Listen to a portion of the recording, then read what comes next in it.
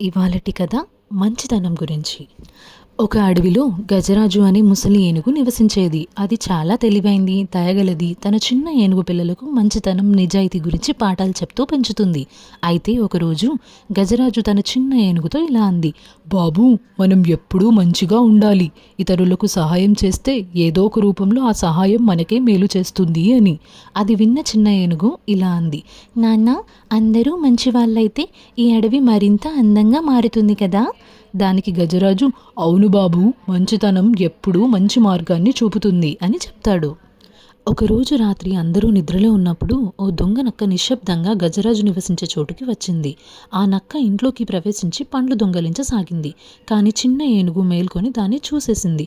అప్పుడు చిన్న ఏనుగు ఆశ్చర్యంగా ఇలా అంది: నక్క, నువ్వు మా ఇంట్లో ఏం చేస్తున్నావు? ఇది తప్పు కదూ అని అంది. దానికి దొంగ నక్క ఒక్కసారిగా భయపడి వెనక్కు తొలగింది. కానీ అప్పటికే గజరాజు మేల్కొని వచ్చాడు.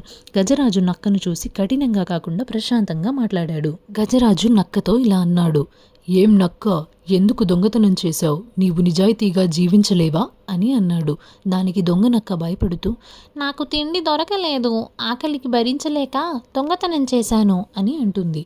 గజరాజు నక్కను శిక్షించలేదు, బదులుగా దానికి మంచి మార్గం చూపాడు. గజరాజు ఇలా అన్నాడు: బాబూ, నీకు స్నేహితులు ఉన్నప్పుడు ఆకలితో ఉండాల్సిన అవసరం లేదు. నువ్వు నిజాయితీగా బ్రతకాలని నిర్ణయించుకుంటే మేమంతా నీకు సహాయం చేస్తాము అని అంటాడు. దానికి దొంగ నక్క కన్నీళ్లతో, మీరు నన్ను శిక్షించకుండా మంచి మార్గం చూపుతున్నారు, ఇక నుంచి మారిపోతాను అని అంటుంది. మరుసటి రోజు ఉదయం మారిన నక్క నిజాయితీగా జీవించాలని